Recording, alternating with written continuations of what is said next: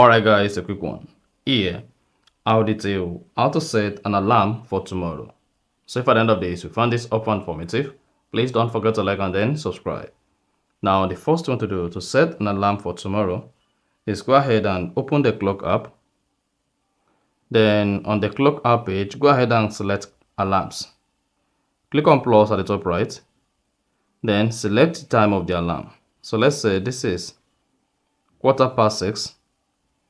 Then go ahead and select repeat. Then select the day after today.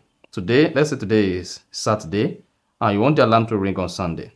Just go ahead and select every Sunday. Hit the bar button. Now select your alarm sound and then click on check mark.